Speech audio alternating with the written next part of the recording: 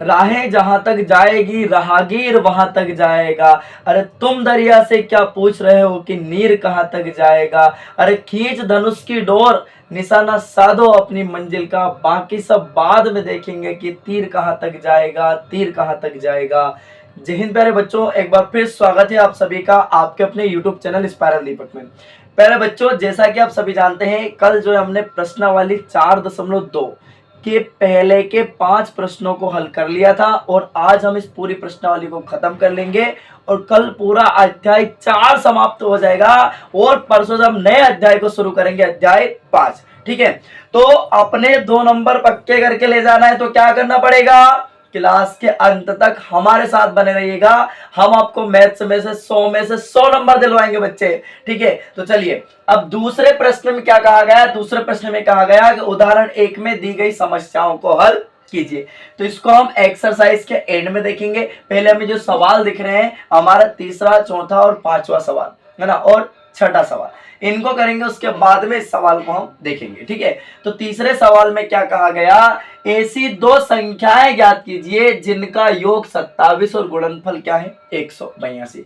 अब जैसे हम आपसे कहते हैं कि आपके पास और हमारे पास कुल मिला के 27 रुपए, हमने कहा कि हमारे 7 रुपए, तो आपके कितने बचे। आप कहो गुरुजी हमारे तो 20 बचे। तो आपने क्या करा है ना, आपने क्या करा, आपने 27 से हमारा पैसा घटा दिया ना। बात समझ में, हमने आपसे कहा था घटाने के लिए, नहीं कहा ना, पर भी आपने घटा दिया। बात समझ में आ गई। अगर मैं कहूं कि मेरे 20 रुपए हैं तो आपके कितने बचे, आप कहोगे गुरुजी हमारे 7 रुपए बचे। तो आपने फिर क्या किया, आपने 27 में से फिर घटा दिया। बात समझ में आ गई कि नहीं आ गई, क्लियर बात। तो मतलब अगर आपको पहली संख्या पता चल जाती है तो दूसरी संख्या आप 27 से घटा के प्राप्त कर सकते हैं। तो वही बात हम जानेंगे। तो हम जानेंगे बच्चे प्रश्न क्रमांक 3 में क्या कहा गया। तो अब अपने को 2 संख्या नहीं पता है, हमने मान लिया, क्या माना, पहली संख्या 1 से है। पहली संख्या क्या है, 1 से है।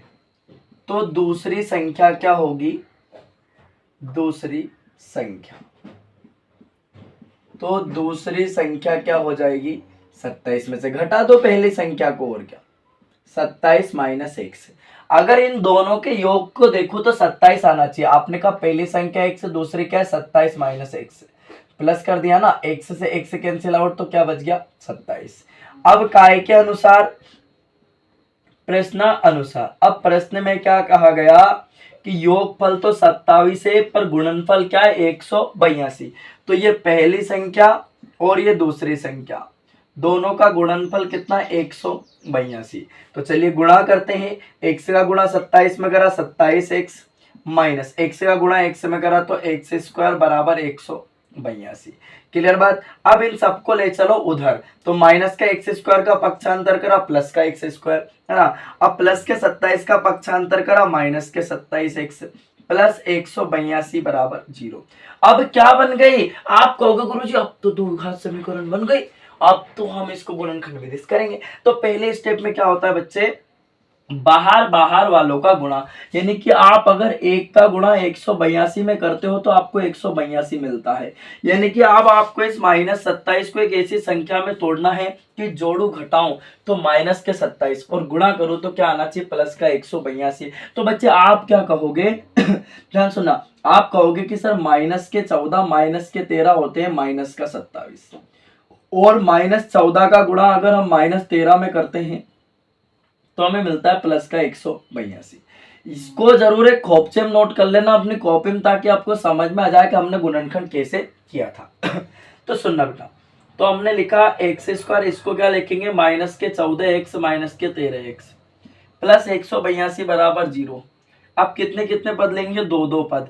अब ध्यान से समझो, एक से यहाँ भी, एक से यहाँ भी, एक से आ गया कॉमन, ब्रैकेट क्या बचा x माइनस 14। अब यहाँ पे माइनस है तो कॉमन हमेशा क्या आएगा माइनस, और अगर प्लस होता तो हमेशा कॉमन क्या आता प्लस। बात समझ में आई। अब देखो यहाँ भी 13 से भाग होता है, यहाँ भी 13 से भाग होता है। मच्छर देखो परेशान कर, चल ध्यान से सुनना। अब बेटा हमने यहाँ से 13 क्या ले लिया कॉमन, अब ब्रैकेट क्या बच गया, 1 से बच गया, माइनस से प्लस क्या हो जाएगा माइनस, 13 एकम 13, 5 बच गए 52, 13 चुका 52 बराबर क्या 0। 1 से माइनस 14, 1 से माइनस 14 क्या आ गया बच्चे कॉमन, देखो यहाँ पे x माइनस 14 कॉमन, ब्रैकेट क्या बचा, x माइनस 13 बराबर 0। अब क्या होगा, अब एक बार इसके बराबर 0, एक बार इसके बराबर 0, तो हमने लिख दिया अब x माइनस 14 बराबर 0 या x माइनस 13 बराबर 0। माइनस 14 का पक्षांतर करा तो प्लस का 14, या माइनस 13 का पक्षांतर करा तो प्लस का 13। ये आ गई हमारा आंसर। बात समझ में आ गई। अगर बेटा पहली संख्या 14 है तो दूसरी 13, अगर पहली संख्या 13 है तो दूसरी 14। बात समझ में आ गई कि नहीं आ गई, दोनों संख्या हमारे पास आ गई। यहां तक किसी प्रकार की कोई समस्या है क्या, ये हमारे सवाल का करेक्ट आंसर हो जाएगा। चलिए अब बढ़ेंगे अगले सवाल की तरफ। प्रश्न क्रमांक 4 में क्या कहा गया, ठीक है, हटा दूं, स्क्रीनशॉट ले लो बढ़िया से ना। चलिए अब हम जानेंगे बच्चे प्रश्न क्रमांक 4 में क्या कहा गया।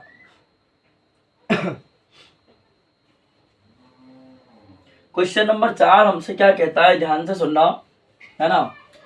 क्वेश्चन नंबर 4 में कहा गया दो क्रमागत धनात्मक पूर्णांक ज्ञात कीजिए जिनके वर्गों का योग कितना है, 365। ध्यान से सुनना, क्वेश्चन में क्या कहा गया, दो क्रमागत धनात्मक पूर्णांक ज्ञात कीजिए जिनके वर्गों का योग 365 है। अब बच्चे क्रमागत का मतलब क्या होता है, एक के बाद एक।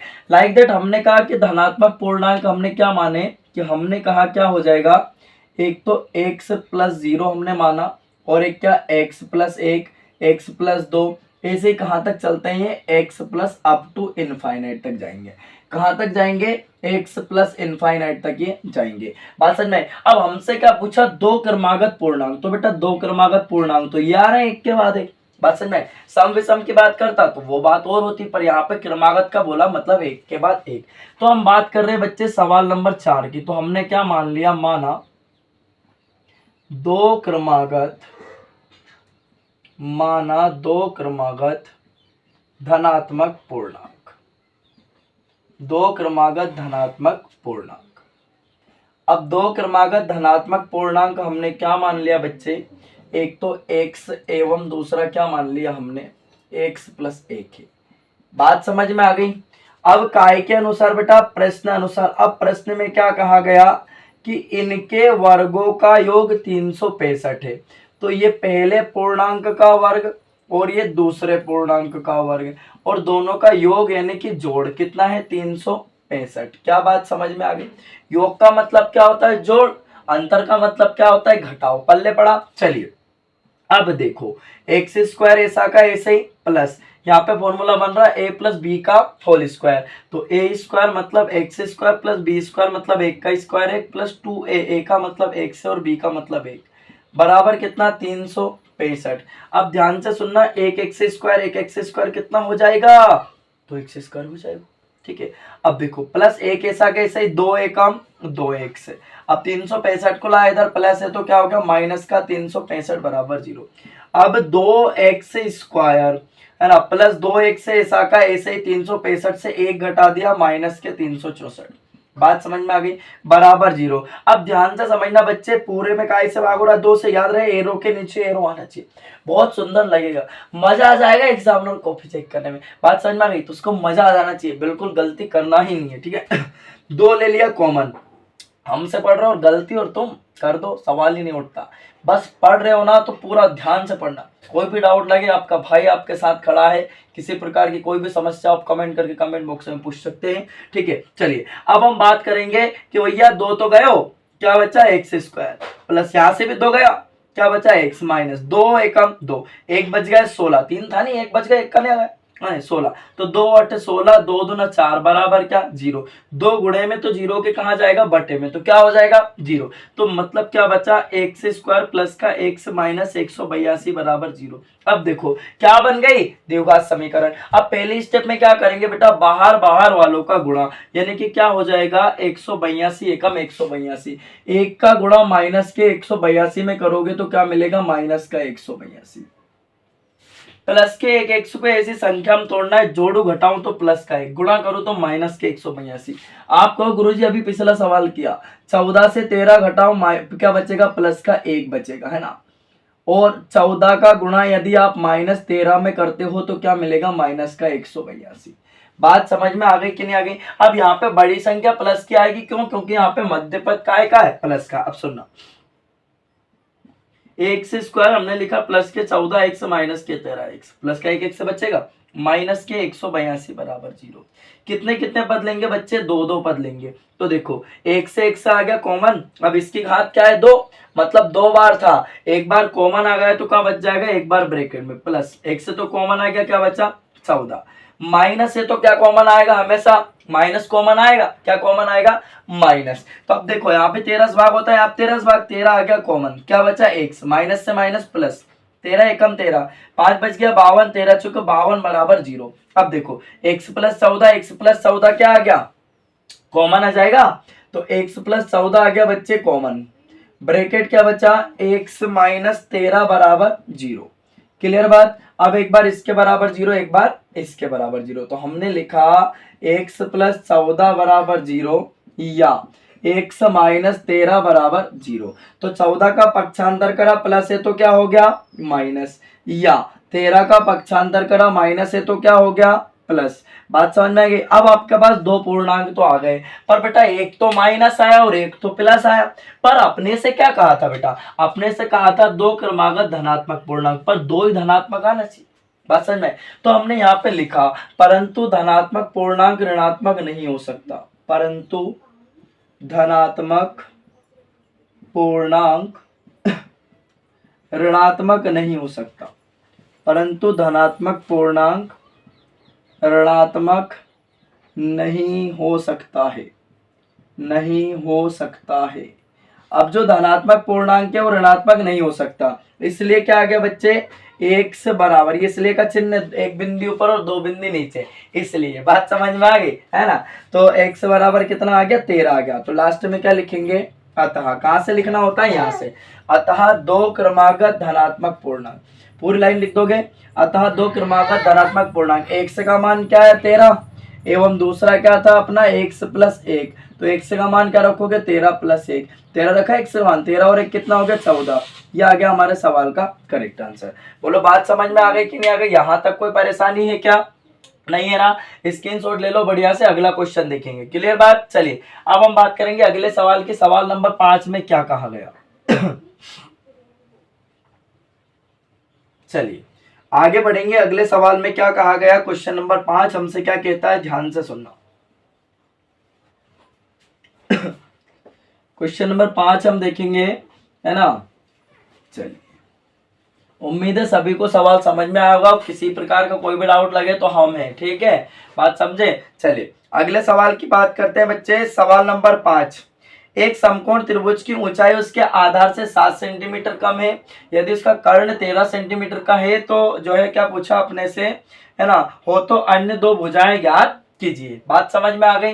देखो प्रश्न में क्या कहा गया, एक समकोण त्रिभुज में उसकी ऊंचाई उसके आधार से 7 सेंटीमीटर कम है, मतलब अगर हमें आधार पता लग जाए तो ऊंचाई तो हम यूं बता देंगे 7 कम है ना। तो अगर कर्ण 13 सेंटीमीटर है तो अन्य दो भुजाएं ज्ञात कीजिए। अब हमने कहा बच्चे ये हो गया अपना समकोण त्रिभुज, है ना। डायग्राम थोड़ा बड़ा बना रहा हूं, तुम्हें अच्छी फीलिंग आएगी, जल्दी समझ में आएगी, ठीक है। ये तो हो गया अपना समकोण त्रिभुज, क्या हो गया अपना ये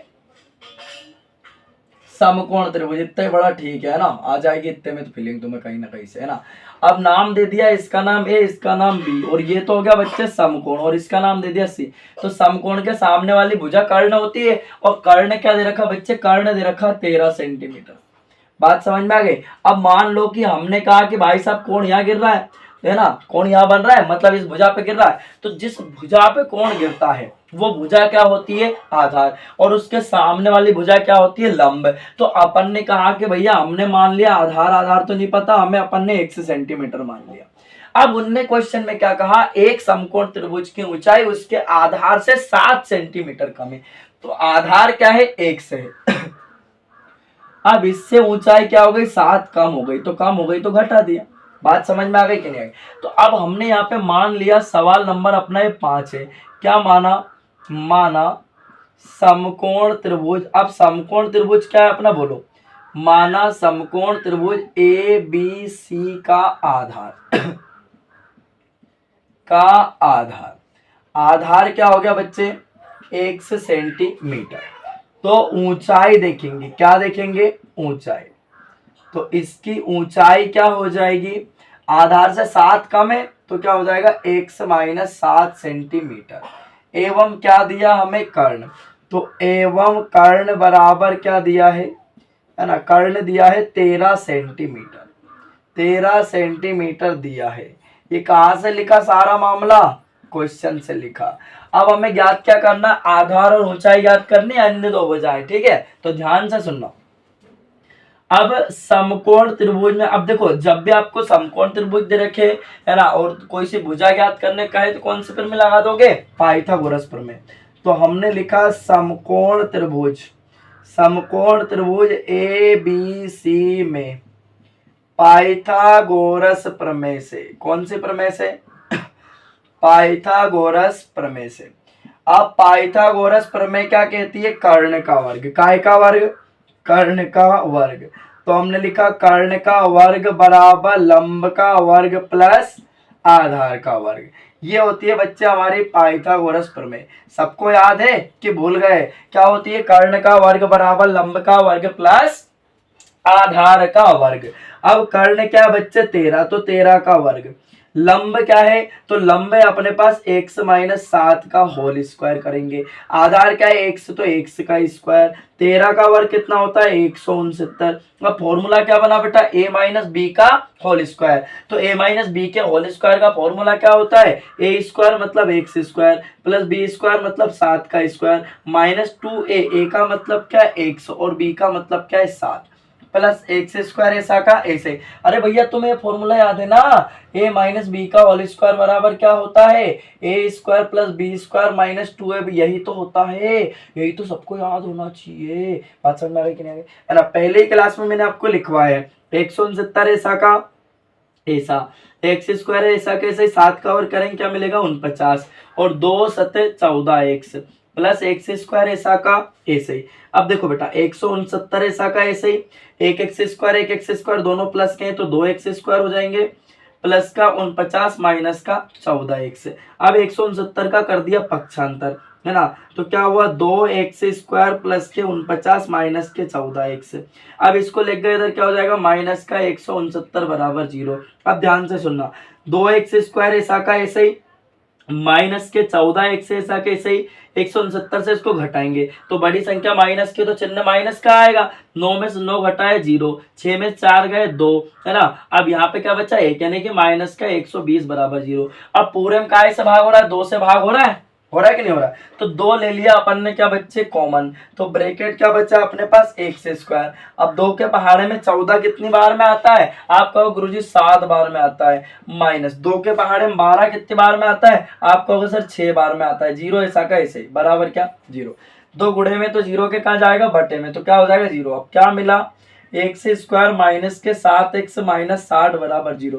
क्या बन गई द्विघात समीकरण। तो क्या करेंगे बच्चे, बाहर बाहर वालों का गुणा, तो माइनस 7 को एक ऐसी संख्या में तोड़ना है, जोड़ू घटाऊं तो माइनस के 7 और गुणा करूं तो माइनस का 60। तो बच्चे ध्यान से सुनना, अगर एक का गुणा आप माइनस 60 में करते हो आपको माइनस का 60 मिलता है। रफ सीट है अपनी, है ना, बात समझ में आ गई। अब सुनो, तो हम इसको लिख सकते हैं माइनस के 12 प्लस के 5 क्या होता है, माइनस का 7 होता है। और माइनस 12 का गुणा अगर प्लस 5 में करेंगे तो क्या मिलेगा माइनस का 60। क्या इतनी बात सबको समझ में आ गई, बोलो हाँ या ना, पल्ले पड़ गई क्या इतनी बात, है ना। इसको कॉपी में लिख लेना एक साइड, यहाँ मत लिख देना कॉपी के ऊपर। बात समझ में आ गई। चलिए अब ध्यान से सुनना, हमने कहा एक्स स्क्वायर। अब बच्चे 7x को हम क्या लिखेंगे माइनस के 12x प्लस के 5x, 12 से 5 घटाए माइनस 7 और 12 5 क्या हो जाएगा 60। बात समझ में आ गई, बराबर क्या 0। अब देखो बेटा कितने कितने पद लेंगे, 2 2 पद, यहाँ भी x यहाँ भी x आ गया कॉमन, क्लियर। अब इसकी पावर 2 है, कितनी है इसकी पावर 2, तो एक बार कॉमन ले लिया, एक बार कहाँ बचेगा ब्रैकेट में, माइनस 1 से तो कॉमन ले लिया, क्या बचा 12। अब यहाँ पे प्लस है तो क्या कॉमन आएगा हमेशा प्लस। अब यहाँ पे 5 से भाग होता है, 5 से भाग 5 ले लिया कॉमन, क्या बचा x, प्लस माइनस माइनस ही रहेगा ना, 5 एकम 5, 1 बच गया 10, 5 दूना 10 बराबर क्या हो जाएगा 0। x माइनस 12 क्या आ जाएगा कॉमन, ब्रैकेट क्या बचा x प्लस 5 बराबर 0। अब एक बार इसके बराबर 0, एक बार इसके बराबर 0, तो अब हमने लिखा x माइनस 12 बराबर 5 या x प्लस 5 बराबर 0। तो -12 का पक्षांतर करा तो क्या हो गया, प्लस का 12 या x बराबर क्या आ गया, -5। अब आपके पास दो आधार आए, एक तो क्या आया, -5 आया, और एक क्या है, +12 आया। तो अगर मैं आपसे कहूं कि -5 सेंटीमीटर के आधार वाला एक त्रिभुज बना दो, तो तुम बना दोगे क्या? नहीं बना पाओगे ना। आप कहोगे गुरुजी लाइन खींचेंगे तो पॉजिटिव ही आएगी बात, है ना, धनात्मक ही आएगी। तो अब अपन ने यहाँ पे लिखा, परंतु त्रिभुज का आधार क्या नहीं हो सकता बेटा, ऋणात्मक नहीं हो सकता। परंतु त्रिभुज का आधार, काय का आधार, त्रिभुज का आधार ऋणात्मक नहीं हो सकता। आधार ऋणात्मक नहीं हो सकता, ऋणात्मक नहीं हो सकता है, नहीं हो सकता है। त्रिभुज का आधार क्या नहीं हो सकता है, ऋणात्मक नहीं हो सकता है। इसलिए x बराबर क्या आया, 12 सेंटीमीटर। तो लास्ट में लिखेंगे अतः समकोण त्रिभुज ABC का आधार, अतः समकोण त्रिभुज ABC का आधार। तो यहाँ पे लिखा अपन ने आधार, तो बच्चे आधार क्या आ गया अपना, बोलो। तो आधार आ गया अपना 12 सेंटीमीटर। एवं क्या निकालेंगे, लंबाई। क्या निकालेंगे, तो लंबाई क्या दे रखी है अपने पास, बताओ। लंबाई आप कहोगे गुरुजी लंबाई है x - 7, तो x का मान क्या है, 12 माइनस का 7 कितना आ गया, 5 सेंटीमीटर। तो लंबाई कितनी आ गई, 5 सेंटीमीटर, और आधार कितना आ गया, 12 सेंटीमीटर। क्या सबको सवाल समझ में आ गया, बोलो हाँ या ना। बढ़िया से स्क्रीनशॉट ले लो, सबको अच्छे दिख रहे हैं बिल्कुल अक्षर। किसी को समस्या हो तो आप हमें कमेंट करके कमेंट बॉक्स में पूछ सकते हैं। अगर कमेंट करने में आलस आता है तो ये हमारा कॉन्टेक्ट नंबर लिखा हुआ है ना, 9111444508 पे आप जो है मैसेज करके हमें व्हाट्सएप पे पूछ सकते हैं। किसी भी प्रकार की पढ़ाई से संबंधित कोई भी समस्या हो आप हमसे संपर्क कर सकते हैं। क्लियर। चलिए अब बात करते हैं बच्चे अगले सवाल की, है ना, इस एक्सरसाइज का लास्ट सवाल। हटा देते इसको। इस एक्सरसाइज का अंतिम क्वेश्चन है ना, बात समझ में आ गई, यहां तक कोई समस्या है का, नहीं है ना। चलिए क्वेश्चन में क्या कहा गया, ध्यान से सुनना बेटा, है ना। पहले इसको हटा देते हैं हम, है ना। क्वेश्चन नंबर 6 में क्या कहा गया, समझना सभी। तो क्वेश्चन 6 में कहा गया, एक कुटीर उद्योग एक दिन में कुछ बर्तनों का निर्माण करता है। मतलब जो बर्तन बनाते हैं ना, एक दिन में कुछ बर्तन बनाते, मतलब अपने को नहीं पता कितने बनाते। बात समझ में आई। आगे बोला, एक विशेष दिन यहाँ देखा गया कि, क्या देखा गया, प्रत्येक नग की निर्माण लागत रुपयों में उस दिन निर्माण किए गए बर्तनों की संख्या के 2 गुने से 3 अधिक थी। यदि उस दिन की कुल निर्माण लागत 90 रुपए थी तो निर्मित बर्तनों की संख्या और प्रत्येक नग की निर्माण लागत ज्ञात कीजिए। तो बेटा अपने को बताना है कि बर्तन कितने बनाए थे। नग का मतलब जैसे एक नग का मतलब जैसे एक मारकर, दर्जन का मतलब होता है 12, कि बर्तन कितने बनाए थे और उनमें पैसा कितना लगा, ये अपने को बताना है। तो हम बात कर रहे हैं बेटा सवाल नंबर 6 की। तो हमने यहाँ पे मान लिया, माना उस दिन निर्मित बर्तनों की संख्या, माना उस दिन निर्मित बर्तनों की संख्या, माना उस दिन निर्मित बर्तनों की संख्या, बर्तनों की संख्या। अब अपन ने क्या मान लिया, बर्तनों की संख्या क्या है, 1 से। तो प्रत्येक नग की निर्माण लागत, तो प्रत्येक नग की निर्माण लागत, अब प्रत्येक नग के मतलब एक बर्तन की निर्माण लागत, पैसा कितना लगा। ध्यान से सुनना, उन्होंने क्या कहा कि उस दिन निर्मित किए गए बर्तनों की संख्या के 2 गुने से 3 अधिक थी। तो बर्तन कितने बनाए थे, 1 से बनाए थे, अब उसके 2 गुने से कितनी अधिक थी, 3 अधिक थी। तो 3 जोड़ दिया, कम होता है तो माइनस कर देते, अधिक है तो जोड़ दिया। बात समझ में आ गई। अब काय के अनुसार बच्चे, प्रश्नानुसार, काय के अनुसार, प्रश्न अनुसार। अब प्रश्न में क्या कहा गया है, टोटल निर्माण लागत थी 90 रुपया। अब बर्तन तो बना 1, अब एक बर्तन का पैसा लगा 2x प्लस 3 रुपया, है ना, और टोटल पैसे कितने लग गए, 90 रुपये। x का गुणा 2x में करोगे तो क्या हो जाएगा, 2x स्क्वायर, x का गुणा 3 में करोगे 3x, 90 को लाया इधर प्लस है तो माइनस, बराबर क्या 0। क्या बन गई, देखो समीकरण बन गई। तुम बताना किसी को मत, बात समझ में आ गई। अब क्या करेंगे गुणनखंड विधि से, तो क्या होगा बच्चे, बाहर बाहर वालों का गुणा, तो 2 का गुणा आप किस में करोगे बच्चे, माइनस के 90 में, तो आपको क्या मिलेगा, माइनस का 180। यानी कि इस प्लस के 3 को एक ऐसी संख्या में तोड़ना है, जोड़ू घटाओ तो प्लस का 3 और गुणा करूं तो माइनस का 180 आ जाए। तो हमने कहा कि गुरुजी 15 में से 12 घटा दो, तो कितना बचेगा, प्लस का 3, और 15 का गुणा अगर तुम माइनस 12 में करोगा तो क्या आएगा, माइनस को 180। इक्वेशन सेटिस्फाई हो गई, बोलो हाँ या ना। मेरा मानना यूं है कि सवाल के साथ कहीं ना कहीं इसको एक जो है कहीं भी मतलब रफ शीट में सवाल का नंबर डाल के सवाल के बाजू में इसको नोट कर लें कॉपी में, ताकि जब भी करने बैठे समझ में आए, और नहीं आए समझ में तो वीडियो निकाल के देख लें, समझ में आ जाएगा। बात समझ में आ गई।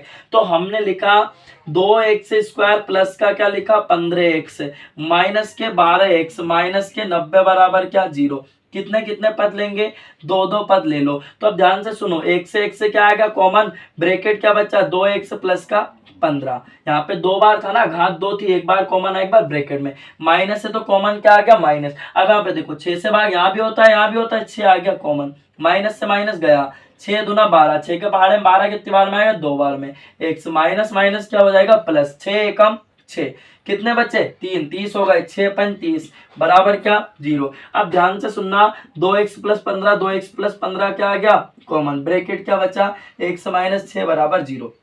अब एक बार इसके बराबर 0, एक बार इसके बराबर 0, तो अब हमने लिखा कि 2x प्लस 15 बराबर 0 या 2x माइनस 6 बराबर क्या, 0। अब इस 15 का कर दिया पक्षांतर, प्लस है तो क्या हो गया माइनस का 15, और माइनस का 6 है तो उधर जाके क्या हो जाएगा, प्लस का 6। अब 2 गुणे में तो क्या चल जाएगा, बटे में, यानी कि माइनस का 15 बटे 2। अब ये बात तो आप भली भांति जानते हैं कि माइनस में कोई बर्तन बनता है क्या। आप गए भैया बर्तन बनाने वाले के पास में, आपने कहा भाई साहब माइनस के 2 बर्तन बना देना, अपन शाम को आके ले जाएंगे, तो बना देगा क्या, नहीं बनाएगा ना, नहीं बनाएंगे ना। बात समझ, क्योंकि माइनस में कोई बर्तन होता ही नहीं भाई, बनेगा ही नहीं माइनस में, तो आधा बनेगा, टूटा फूटा बनेगा, एक बनेगा, पर माइनस में तो नहीं बनेगा ना। चलिए बात समझना, अब लिखेंगे परंतु बर्तनों की संख्या क्या नहीं हो सकती, ऋणात्मक। तो हमने लिखा परंतु बर्तनों की संख्या, परंतु बर्तनों की संख्या, अब किसकी संख्या, बर्तनों की संख्या, है ना, किसकी संख्या, है ना, बर्तनों की संख्या। देखो मुन्ना को सवाल समझ में आ गया, मुन्ना ने बोल दिया हाँ। अब बर्तनों की संख्या क्या नहीं हो सकती, ऋणात्मक नहीं हो सकती, मुन्ना बोल दो ऋणात्मक नहीं हो सकती, माइनस में नहीं होगी, है ना, काय में नहीं होगी, माइनस में। अब माइनस में नहीं होगी तो काय में होगी बेटा, प्लस में होगी, तो हम यहाँ लिख देंगे कि, है ना, हाँ मुन्ना नहीं, चलो तो बर्तनों की संख्या ऋणात्मक नहीं हो सकती है, लिख दोगे, परंतु बर्तनों की संख्या ऋणात्मक नहीं हो सकती है ना, ऋणात्मक नहीं हो सकती है, यहाँ पे हम लिख देंगे ऋणात्मक नहीं हो सकती है ना।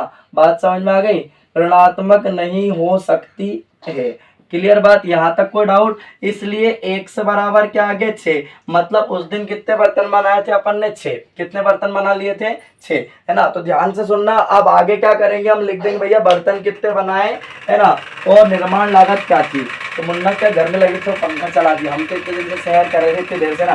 तो अब हम क्या लिखेंगे, अतः, यहाँ से लिखना पूरी लाइन, अतः उस दिन निर्मित बर्तनों की संख्या, है ना, अतः उस दिन निर्मित बर्तनों की संख्या कितनी आ गई अपने पास, 6 है। तो प्रत्येक नग की निर्माण लागत, ये लाइन लिखना हम यहाँ से, तो प्रत्येक नग की निर्माण लागत, तो प्रत्येक नग की